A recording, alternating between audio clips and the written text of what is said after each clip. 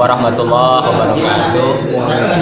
Sahabat Ruqyah TV semua, selamat jumpa dengan channel yang antik, menggelitik dan tetap asik. Karena channel ini insya Allah selalu musik setiap sisi kehidupan dan akan terus mengotak-atik setiap sudut permasalahan. Disajikan dengan cara unik, mudah-mudahan bermanfaat dan menjadi inspirasi positif bagi sahabat mulia TV semua. Backlandnya, salam melihat kalian. Sahabat mulia TV semua, alhamdulillah kami barusan ada lisan sama seperti biasanya. Alhamdulillah di majlisan tadi saya kehadiran sahabat saya dari jauh. Dia adalah seorang praktisi ruqyah syariah. Beliau kita perkenalkan Akang Budi Gondrong atau singkatannya itu ABG. Assalamualaikum Kang. Waalaikumsalam warahmatullahi Gimana? Sehat? Beliau adalah praktisi ruqyah syariah. Silakan perkenalkan Kang, prakteknya di mana dan apa saja yang bisa akan bantu manfaat bagi sahabat mulia itu semua. Bismillah. Assalamualaikum warahmatullahi wabarakatuh. Nahmaduhu wa nusalli ala rasulil karim amma ba'd. Alhamdulillah, ikhwan muslim yang dirahmati Allah Subhanahu wa taala. Ini saya ketemu juga dengan sahabat yang menurut saya di satu majelis yang luar biasa. Majelisnya insyaallah ridho, ada ridho yang Allah Subhanahu wa taala.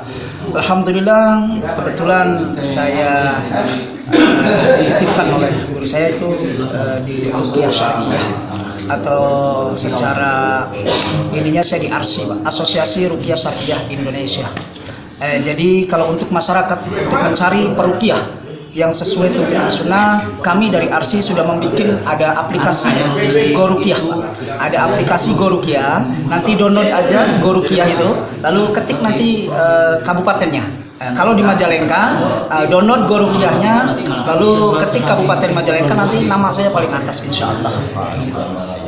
Berarti tempat praktek itu tinggalnya di mana? Alhamdulillah kalau sekarang saya tempat prakteknya di Talaga. Ya di Talaga, alhamdulillah itu di Desa Argasari, di Talaga gitu kan. Tapi kalau di ruqyah, di GoRuqyah itu alamat saya bukan di Talaga karena sesuai KTP. Kalau KTP-nya saya dari Kecamatan Ligung, Kabupaten Majalengka. Satu pertanyaan Kang, buat sahabat mulia TV semua. Kan seorang peruqyah itu untuk meruqyah yang kita tahu adalah mengeluarkan makhluk-makhluk dari tubuh, itu bangsa jin. Apa benar seorang praktisi ruqyah itu tahu dunia gaib, tahu dunia jin? Gimana Kang? Jadi ikhwan muslim rahmati Allah, ruqyah ini bukan melulu untuk mengeluarkan jin. Ya, karena apa? Al-Quran ini sifat.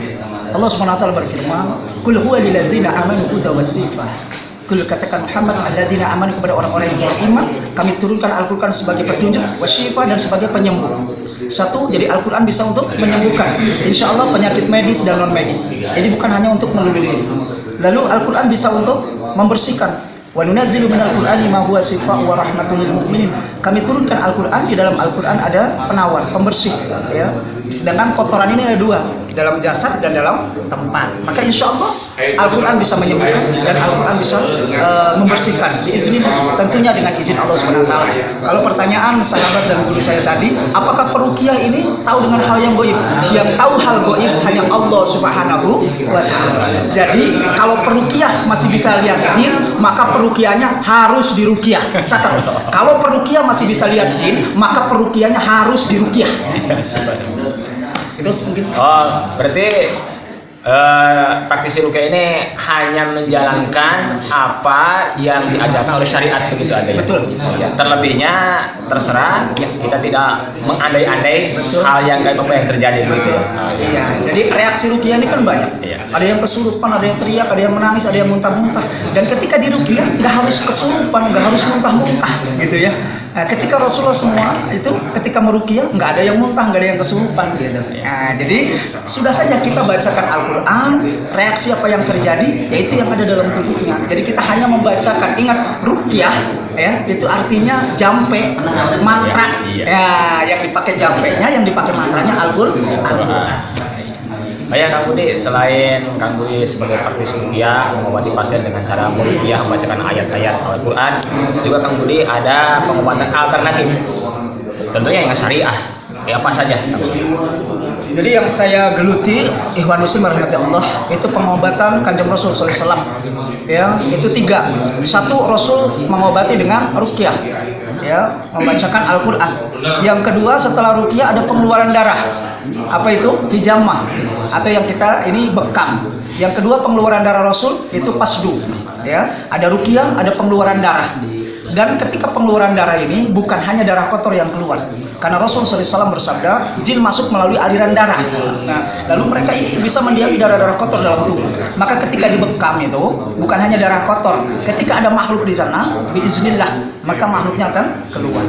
Ada ruqyah, ada pengeluaran darah. Yang ketiga, ada herbal sunnah.